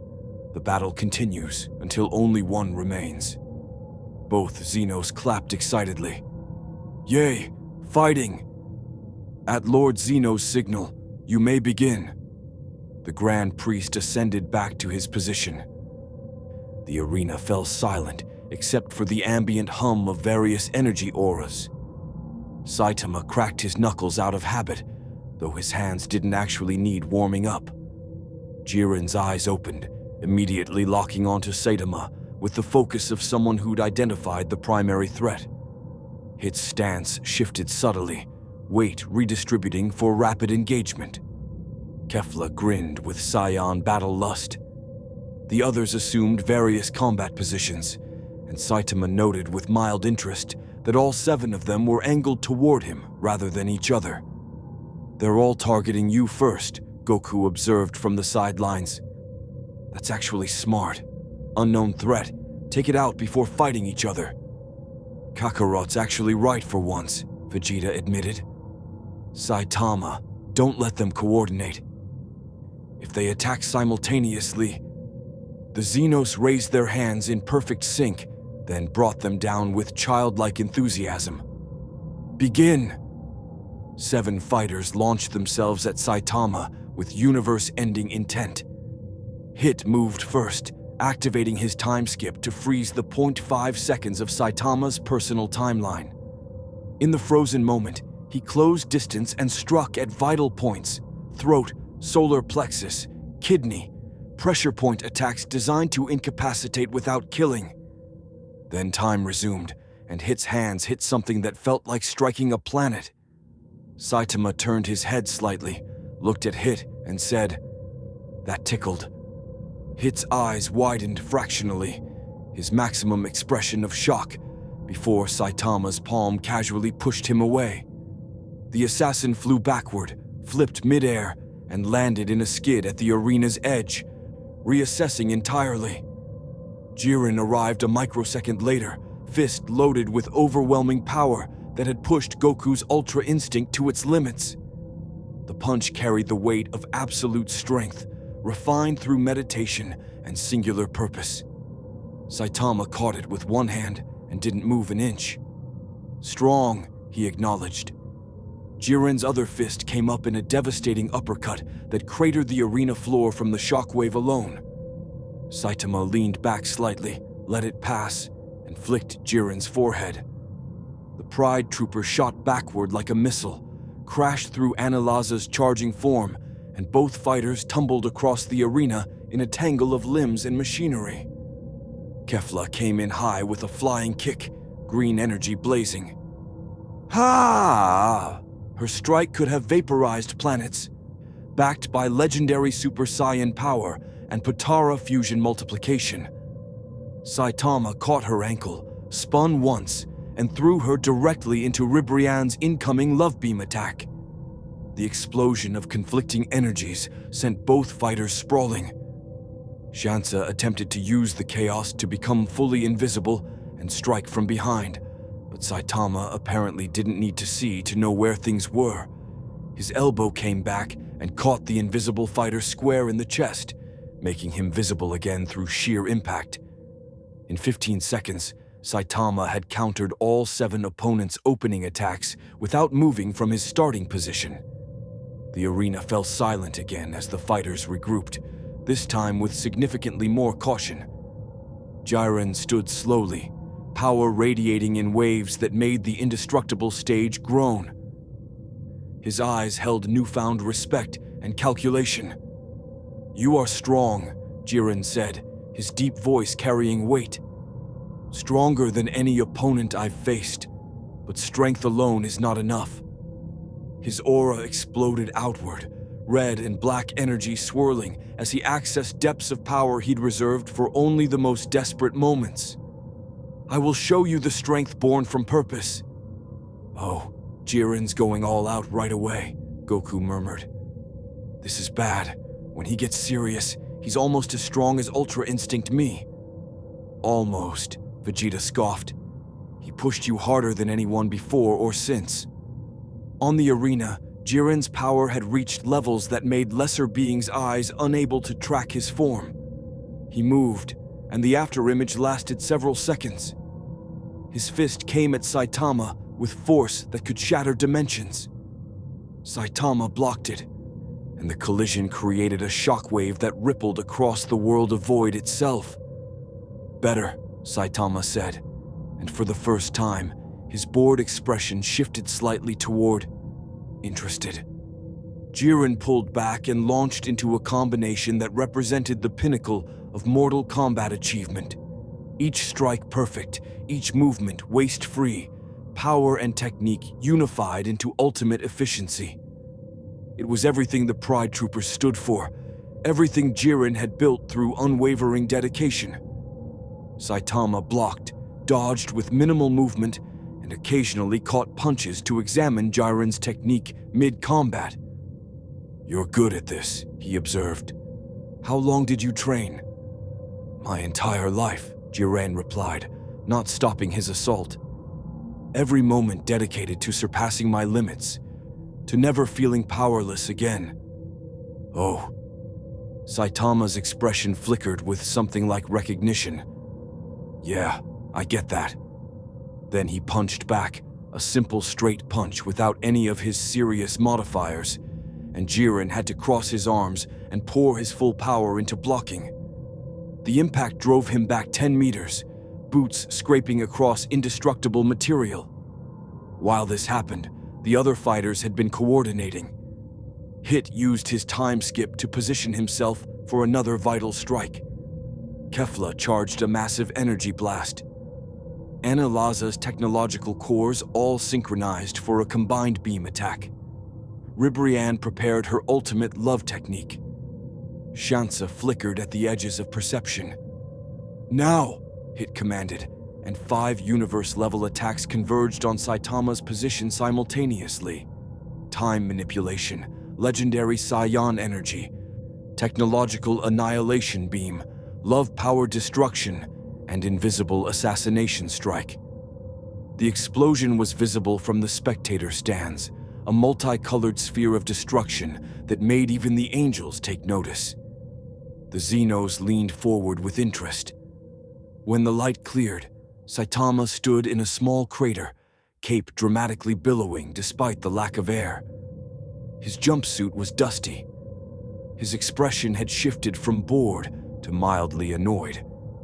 That was kind of rude, he said, attacking all at once when I was having a conversation. This is a battle, Jiren stated, having recovered his position. Honor is maintaining your purpose. Ours is to win. Fair. Saitama cracked his neck. Guess I should actually try then. His stance shifted, barely, but enough that every fighter present recognized the change. This was no longer casual blocking. This was intent. Consecutive normal punches. His fists moved, and the arena became a war zone. Saitama's fists became a blur that transcended speed, each punch thrown with perfect economy and devastating impact. The first dozen caught Analaza's massive frame, compressing the fusion warrior's technological body like an accordion before launching it off the stage entirely. The mechanical fighter vanished into the void, eliminated. Shansa attempted another invisible approach, but Saitama's next punch found him anyway, tracking the minute vibrations through the arena floor. The invisible fighter became very visible as he flew off the platform, screaming. 2 down, Vegeta observed from the sidelines. He's not wasting time anymore. Ribrianne launched her love-empowered ultimate technique, a massive heart-shaped energy construct that promised either redemption or obliteration. Love will conquer all. Serious side hops. Saitama jumped left, right, left again as the heart beams tracked him, then jumped straight up and came down with a simple downward chop that split the energy attack in half. The bisected hearts dissipated, and Ribrianne stared in disbelief before Saitama's follow-up palm strike sent her sliding off the arena's edge, still in shock that love had, in fact, not conquered all. Kefla snarled, her legendary Super Saiyan aura intensifying to blinding levels. You think you're tough? I'm the strongest Saiyan. She fired a barrage of energy blasts that could each destroy solar systems, filling the air with green destruction. Saitama walked through them, not dodged, walked. The blasts exploded against his body and accomplished nothing except making his cape flutter dramatically. He reached Kefla, who threw a desperate haymaker with everything she had, and he caught her fist with enough force that the Patara earrings on her ears cracked. Wait! Kefla's eyes widened as she felt the fusion destabilizing. No, not yet. The earrings shattered from the shockwave, and Caulifla and Kale separated mid-air, both immediately weakened without their fusion multiplier. Saitama caught them both by their collars and gently tossed them off the stage in opposite directions. They tumbled into the void, eliminated but unharmed. 5 down, Goku counted, his excitement building despite himself. Just Jiren and Hit left, the two strongest ones. On the arena, the assassin and the Pride Trooper exchanged a glance, the brief communication of warriors who recognized they needed cooperation. Hit vanished, activating his time skip to its maximum duration. Jiren's power surged higher, his aura taking on the massive form of his fully awakened state, eyes blazing with red energy. "You are formidable," Jiren acknowledged, power radiating in waves that made the arena crack despite its indestructibility. "But I cannot afford to lose. Too many depend on me. Too many believe in my strength." His fist clenched, and his power climbed to the level that had once forced Goku into the perfected Ultra Instinct. "I will surpass my limits." Time froze. Hit struck from Saitama's blind spot, enhanced time skip buying him a full second of frozen time, an eternity for an assassin of his caliber. His pressure point strike went for the base of Saitama's skull, designed to cause unconsciousness without killing. Time resumed. Saitama's hand came up and caught Hit's wrist mid-strike. "I felt that one," he said, sounding genuinely impressed. "The time thing is cool. How's it work?" Hit's stoic expression finally cracked into surprise before Jiren's massive fist came screaming in from the side. The Pride Trooper had used Hit's time skip as cover for a devastating strike backed by his absolute maximum power, the kind of attack that had previously threatened to eliminate Ultra Instinct Goku. The punch connected with Saitama's face. The shockwave rippled across dimensions. The Xenos gasped in delight. Every angel's staff lit up with readings that shouldn't be possible, and Saitama's head turned exactly 3 degrees from the impact. "Oh," he said, releasing Hit's wrist. "That one actually moved me a little." Jiren stared at his fist, still extended, smoking from the power he'd channeled through it. That punch represented everything he'd built. Every limit he'd broken, every ounce of strength he'd accumulated through unwavering dedication. It had moved Saitama's head 3 degrees. "Impossible," Jiren breathed. "You're really strong," Saitama said, and his tone carried genuine respect. "Like, probably the strongest person I've fought since getting here, but..." He drew back his fist, and for the first time in the entire battle, he looked serious. "I should probably end this now before someone gets actually hurt." "Wait," Hit said, recognizing what was coming. "Wait!" Jiren's eyes widened. Serious punch. The fist moved forward with all the casual finality of the universe ending. Jiren and Hit both threw up their maximum defenses. Time skip extended to its absolute limit. Jiren's power concentrated into a barrier that had once withstood the spirit bomb. The punch met their combined defense, and for exactly 1 moment, 3 universal-level forces contested for dominance. Then physics remembered who'd broken their limiter and picked a side. The impact created a shockwave that expanded outward in a perfect sphere, visible even in the void's emptiness. Jiren flew backward with such force that his elimination was less ring out and more achieved low orbit. Hit's time skip shattered like glass, and the assassin tumbled off the stage in a controlled fall that at least let him maintain some dignity. Saitama stood alone on the cracked arena, fist still extended, cape billowing in non-existent wind. The Grand Priest's voice echoed across the void. "All opponents eliminated. Victory goes to the dimensional challenger, Saitama of Universe 7. The Xenos exploded from their thrones, jumping and clapping with pure childlike joy.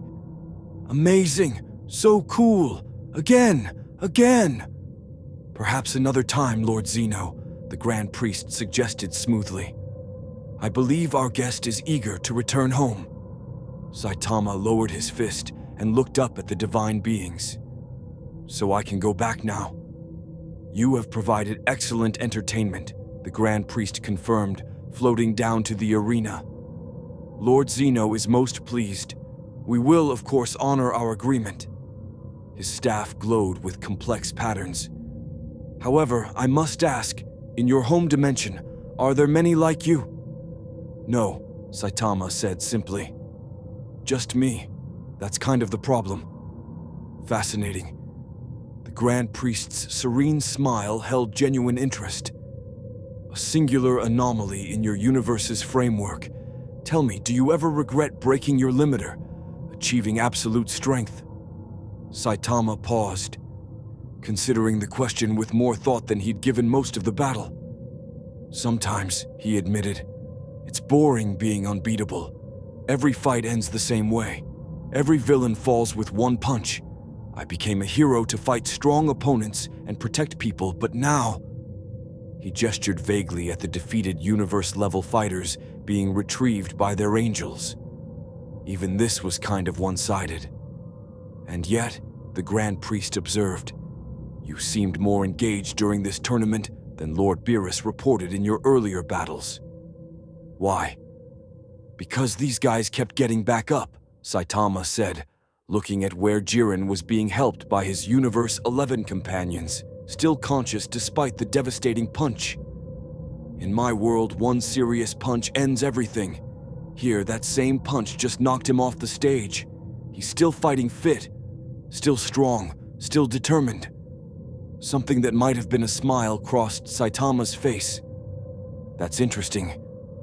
Goku suddenly appeared at the arena's edge via instant transmission, unable to contain himself any longer. "That was incredible! Saitama, you were amazing! The way you just walked through Kefla's attacks and caught Jiren's full power punch, and—" His eyes were shining with pure excitement. "Hey, before you go home, one more match. Just you and me, full power, no holding back." "Kakarot," Vegeta appeared beside him, also unable to resist. "For once we agree. I demand a rematch as well. That flick to my forehead was an insult to my pride." "Now that Lord Saitama has demonstrated his capabilities," Whis added cheerfully, floating over with Beerus, "I believe we could arrange much more interesting training scenarios." "The hyperbolic time chamber could accommodate—" "No," Saitama interrupted firmly. "I want to go home, to my apartment, to sales at the grocery store and Hero Association meetings and my regular life." He looked at Goku seriously. "Your universe is interesting, and you're all strong, but this isn't my world. I don't belong here."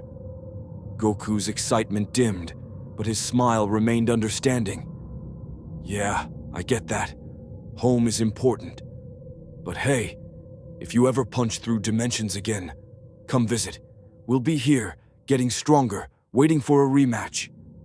"If the dimensional barrier weakens naturally," the Grand Priest said, staff now glowing with intense energy as he prepared the portal, "it is theoretically possible for limited cross-dimensional contact.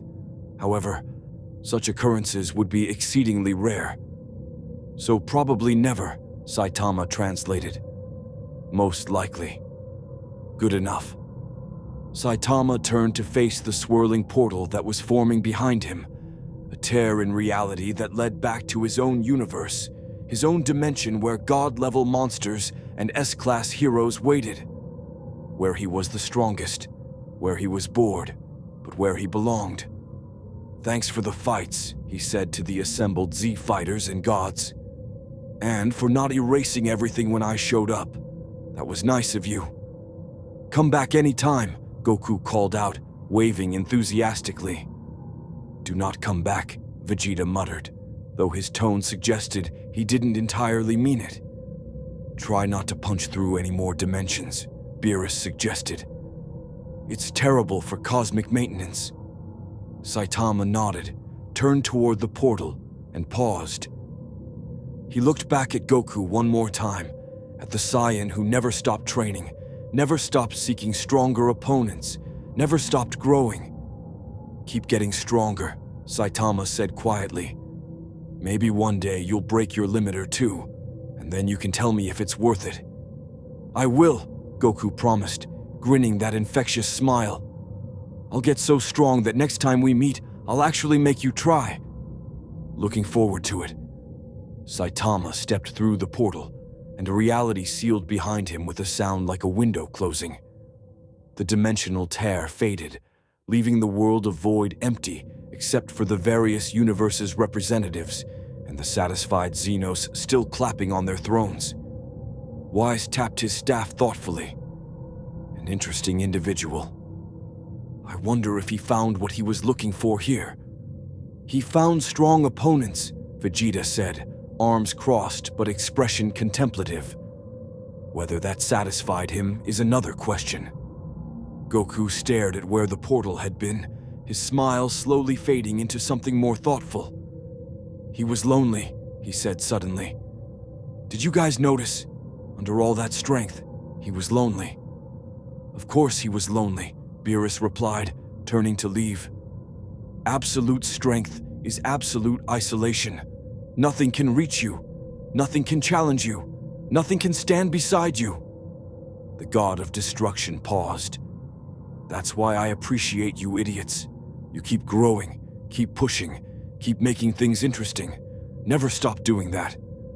As the various universes departed and the exhibition concluded, high above in his palace, the Grand Priest reviewed the recorded data from Saitama's battles with keen interest.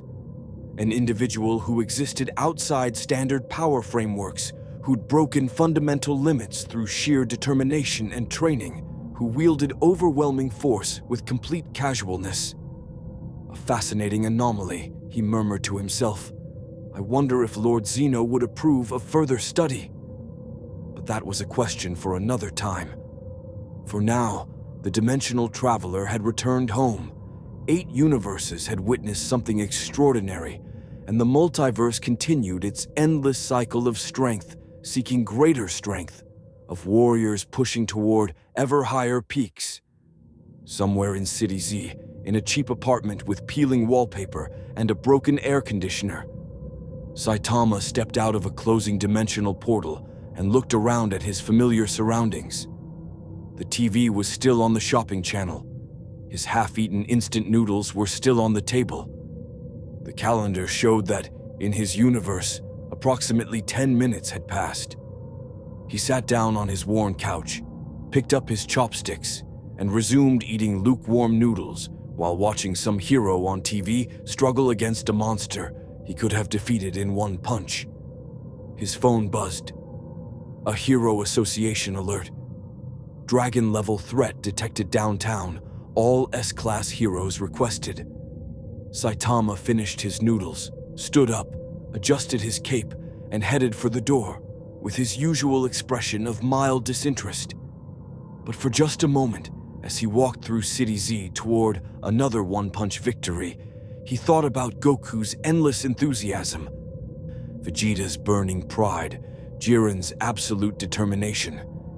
He thought about a universe where getting stronger never stopped meaning something. And he smiled, just a little. The dimensional barrier had closed, sealing Saitama back in his universe of heroes and monsters, leaving the Dragon Ball multiverse to process what they'd witnessed. In the weeks that followed, stories spread across all universes about the bald warrior from another dimension who'd fought a god of destruction to a standstill, punched through Hakai energy, and defeated 8 universe-level champions simultaneously without breaking a sweat. For Goku and Vegeta, Saitama became a new benchmark, not just someone to surpass, but proof that breaking limits was possible in ways they'd never imagined. Their training intensified, each pushing toward that theoretical ceiling where limiters could be shattered entirely. The hyperbolic time chamber saw constant use as both Saiyans sought to understand what it meant to have no limits, rather than always expanding limits. Beerus found himself strangely affected by the encounter. For the first time in millions of years, he'd faced someone whose power didn't stem from divinity, training, or cosmic position, but from simple, absurd determination. It reminded him that mortals, occasionally, could be genuinely interesting. Weiss's research into Saitama's broken limiter continued, Though without the subject present, conclusions remained theoretical. The angel suspected that Saitama's achievement represented not breaking the universe's rules, but transcending them so completely that new rules had to be written around his existence. And somewhere in the void between dimensions, the fabric of reality remembered the collision of two universes' philosophies. Dragon Ball's endless escalation of transformations and training versus One Punch Man's singular achievement of absolute strength. The barriers between dimensions remained sealed, but not permanently. Reality had been stressed, and stress created weakness. Perhaps one day, if someone punched hard enough in just the right way, those barriers would crack again. Until then, both universes continued their trajectories. In one, heroes and villains clashed, while a bald hero in a yellow jumpsuit won every fight with disappointing ease. In the other, Saiyans trained toward ever greater heights, gods maintained universal balance, and warriors across 12 universes pushed their limits higher every day. Two philosophies of strength, briefly intersecting, then diverging back to their separate realities. But both forever changed by the meeting. The adventure never ends. More stories await. The adventure never ends. More stories await.